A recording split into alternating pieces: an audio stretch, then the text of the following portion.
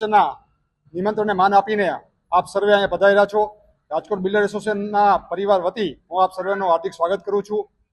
ગઈ 20 નવેમ્બરના રોજ રાજ્ય સરકાર શ્રી દ્વારા સૂચિત જંત્રી વધારો જે ડિક્લેર કરવામાં આવ્યો છે, તેમાં અમને જાણવા મળ્યું છે કે 200% થી 2000% સુધીનો જંત્રીનો ભાવ વધારો સૂચિત રાજ્ય સરકાર શ્રી દ્વારા કરવામાં આવ્યો છે. 1 મહિનો એના વાંધા સૂચનની મુદત છે. એટલે અમે રાજ્ય સરકારશ્રીને સર્વપ્રથમ તો એવી રજૂઆત કરી છે કે આ 1 મહિનો ખૂબ ઓછો પડે. અમને લોકોને બીજા 60 દિવસ એટલે હજી 2 મહિનાનો સમય જોશે, એટલે ટોટલ 90 દિવસનો સમય જોશે. ઓનલાઈન એમાં જે સૂચિત ભાવ વધારો છે એમાં કોઈ વાંધો લેવો હોય તો એમાં ઓનલાઈન પ્રક્રિયા છે. જે ઓનલાઈન પ્રક્રિયા કરવામાં પણ ખૂબ મુશ્કેલી થાય છે. એમાં કોઈ નાના માણસને, કોઈ ખેડૂતને એમાં વાંધો લેવો હોય તો એ ઓનલાઈન શક્ય નથી. તો ઓફલાઈન તમે એમાં કોઈ પણ જગ્યાએ જિલ્લા કલેક્ટરશ્રીને, જિલ્લા મામલતદારશ્રીને, જિલ્લામાં કોઈ પણ ડેપ્યુટી કલેક્ટરશ્રીને એ ઓનલાઈન વાંધા લેવાની તમે સત્તા આપો તો આમ માણસ પણ જંત્રીના ભાવ વધારા સામે વાંધો લઈ શકે. રાજકોટની આપણે વાત કરું તો રોણકી છે, ઘંટેશ્વર છે, મવડી વિસ્તાર છે, ઘણા બધા વિસ્તારમાં જ્યાં 1000-1500 રૂપિયા જંત્રી હતી ત્યાં 30,000 થી 35,000 થઈ ગઈ છે, 10,000 હતી ત્યાં 60,000 થઈ ગઈ છે. તો 200% થી સીધો 2000% સુધીનો જંત્રીનો ભાવ વધારો થયો છે. જેના હિસાબે બાંધકામને paid FSI, stamp duty, registration fee જેવા ઘણા બધા પ્રોપર્ટી ટેક્સ જેવા ઘણા બધા મુદ્દે અસર કરશે. અને અમારું એવું માનવું છે કે 20 થી 30% જેવો ભાવ વધારો મકાનમાં, ઓફિસમાં એમાં આવી શકે છે. તો અમે રાજ્ય સરકારશ્રીને એ વિનંતી કરી છે અને આવનારા દિવસોમાં અમે રજૂઆત કરશું દરેક વિસ્તાર વાઇઝ કે ક્યાં શું પરિસ્થિતિ હતી ને ક્યાં શું પરિસ્થિતિ થવાની છે. તો ખેડા ગુજરાતની આખા તમામ જિલ્લાઓમાં અમે લોકોએ નક્કી કર્યું છે કે આના માટે થઈને અમે રાજ્ય સરકારશ્રીને વાંધા સૂચન આપશું અને રાજ્ય સરકારનું ધ્યાન દોરશું. આના સિવાય આપ જાણો છો કે રાજકોટમાં જે ટીઆરપી ગેમ ઝોન નો બનાવ બન્યો તે પછી બાંધકામ ઉદ્યોગને મોટો ફટકો પડ્યો છે.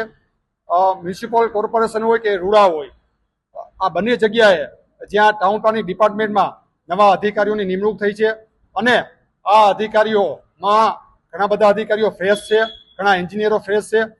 ટીપી શું હતી એને ખબર નહોતી, ટાઉન પ્લાનિંગ બિલ્ડિંગ પ્લાન કેવી રીતના મંજૂર થાય ખબર નહોતી, જીડીસીઆર શું હતી એને ખબર નહોતી. 1 મહિનો, 2 મહિના, 3 મહિના અમને એવું થયું કે બધું સ્થળે પડી જશે, નવા અધિકારી છે. પણ દિવસે ને દિવસે પરિસ્થિતિ ખરાબ થતી ગઈ. નવા પરિપત્રો દ્વારા બિલ્ડિંગ પ્લાન કેમ મંજૂર ન થાય આ ધ્યાન રાખવામાં આવે છે એવું અમને લાગી રહ્યું છે. આ બાબતનું ધ્યાન પણ પ્લાન કમ્પ્લીશન, પ્લોટ વેલિડેશન એટલે 40% જે કપાત થાય ત્યારથી ચાલુ થાય અને કમ્પ્લીશન આવે ત્યાં સુધી ખૂબ એટલે ખૂબ મુશ્કેલ ભર્યું કામ અત્યારે કોર્પોરેશનમાં ટાઉન પ્લાનિંગ ડિપાર્ટમેન્ટ દ્વારા થઈ રહ્યું છે.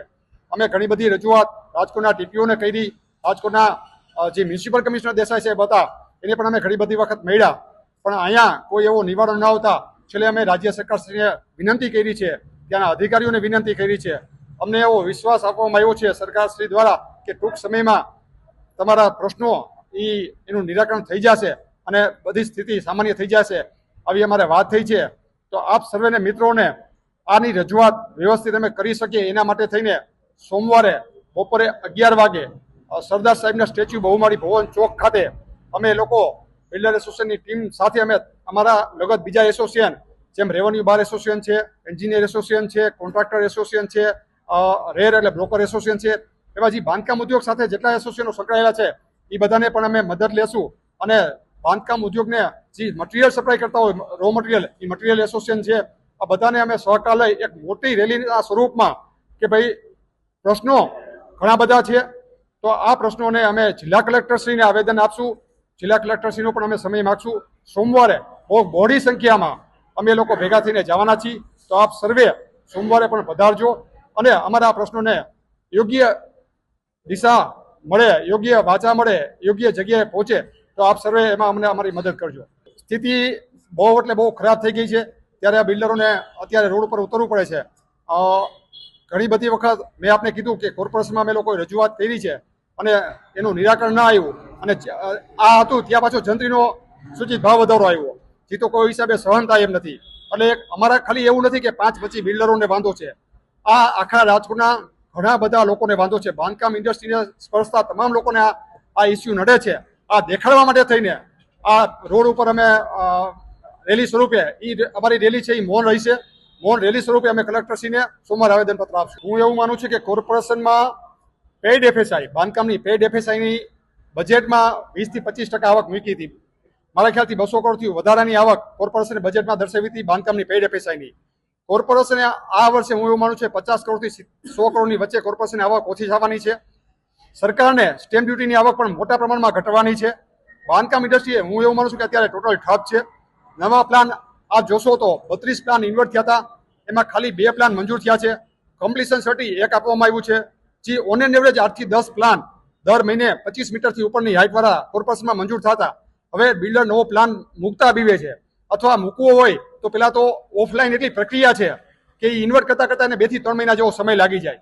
પેલા એ કે અમને બતાવો, આનો અભિપ્રાય લઈ લ્યો, ટીપીઓનો અભિપ્રાય લઈ લ્યો, પછી પાછો મારો અભિપ્રાય લ્યો. આવા અભિપ્રાય જુદા જુદા લેવામાં પ્લાન મૂકતા પહેલા જ અમારે 1.5 થી 2 મહિનાનો સમય લાગે છે. એટલે આ બધી પ્રક્રિયાને ખૂબ લેન્ધી કરી નાખી છે. ઇઝ ઓફ ડુઈંગ બિઝનેસની વાત હતી, સરળીકરણની વાત છે, તો આમાં ક્યાંય સરળીકરણ મને દેખાતું નથી. અમારી વારંવાર રજૂઆત છે. આજે નવા કમિશનર આવશે એને પણ અમે પહેલા મળશું અને સાહેબને કહેશું કે સાહેબ સરળીકરણ કરો. 30 દિવસમાં પ્લાન મંજૂર થાય, 30 દિવસમાં કમ્પ્લીશન આવે. આ પ્રકારની જો વ્યવસ્થા થાય તો મને એવું લાગે છે કે જેટલું ફાસ્ટ થાય એટલું ડેવલપમેન્ટ ફાસ્ટ થાય. બિલ્ડર છે કોઈ પણ શહેરને રૂડું રૂપારું કેમ લાગે એ બિલ્ડરનું કામ છે. તમે જુઓ તો આજે રિંગ રોડ, પેલો રિંગ રોડ હોય, બીજો રિંગ રોડ હોય, સારા સારા બિલ્ડિંગ બને.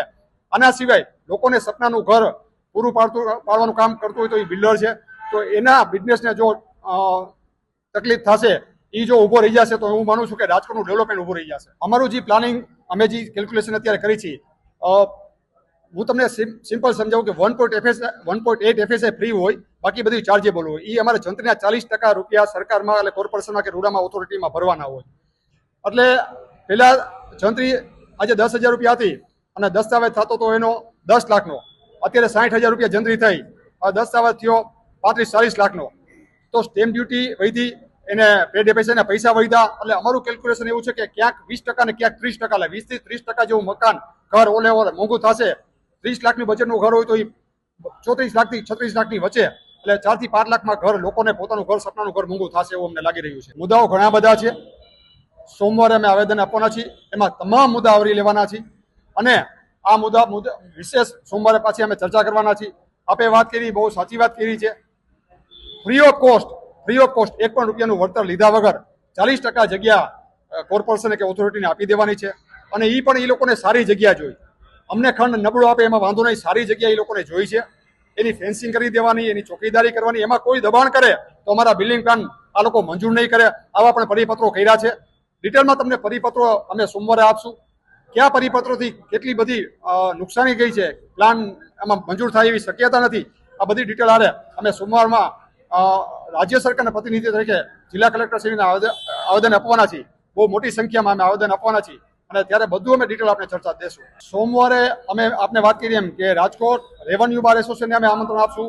રાજકોટ એન્જિનિયર એસોસિએશન જે બિલ્ડિંગ પ્લાન મંજૂર કરાવે છે કોર્પોરેશનમાં, આર્કિટેક્ટ એસોસિએશનને, હવે ત્યાં રો મટીરિયલ અમારી સપ્લાય કરતા હોય જે બિલ્ડિંગોને એને, એટલે અમારા રેર છે જે Rajkot real estate agent association છે, આવા 8 થી 10 એસોસિએશનને અમે આમંત્રણ આપશું અને એ અમારા ભેગા જોડાશે. અને એવું માનું છું કે હજારોની સંખ્યામાં, ફિગર હું નથી બોલતો, અમારું એસોસિએશન છે ને એમાં 500 મેમ્બર છે, પણ આ મુદ્દો એવો છે કે ખાલી એસોસિએશનને સ્પર્શતો નથી. અમે આમ લોકોને પણ કહેશું કે જંત્રીના ભાવ વધવાથી તમને પણ આ તકલીફ પડશે, એટલે આમ લોકો જો આમાં જોડાય તો હું એવું માનું છું કે જંત્રીમાં ભાવ વધારામાં થોડોક રાજ્ય સરકાર બ્રેક મારે. જંત્રી વધારેમાં અમારો પેલા ના નહોતો, અત્યારે ના નથી, પણ એ સ્ટેપ બાય સ્ટેપ દર વર્ષે કે દર 2 વર્ષે કરીને 5, 6, 7 વર્ષે આ જંત્રીનો ભાવ વધારો અમારો પણ લાદે. એક હારે આ નાખવાથી આની ઘણી બધી સાઈડ ઇફેક્ટ, ઘણી બધી મુશ્કેલી આવે એમ છે, એવું અમે સરકારશ્રીને કહેવાના છીએ. ના, હું એવું માનું છું કે અમે કોઈ સરકારની સામે આંદોલન નથી કરતા.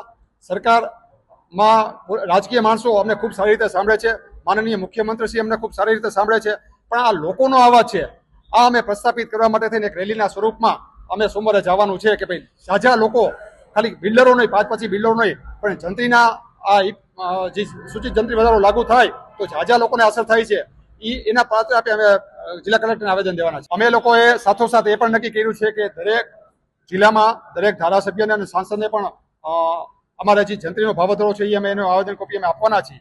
અને દરેક ધારાસભ્ય અમારા ભેગા છે. વારંવાર જ્યારે રજૂઆત કરવાની થાય ત્યારે રાજકોટમાંથી તમામ ધારાસભ્યો હોય, દર્શિતાબેન હોય, રમેશભાઈ હોય, ભાનુબેન હોય, અમને સહકાર આપ્યો છે. રૂપાલા સાહેબ હોય, રામભાઈ હોય, શહેર ભાજપ પ્રમુખ હોય, કે અમને કોઈ ક્યારે પણ અમે સહકાર માંગ્યો ને અમારા ભેગા આવવાનું કીધું ત્યારે અમને વખત તમને સહકાર આપ્યો છે.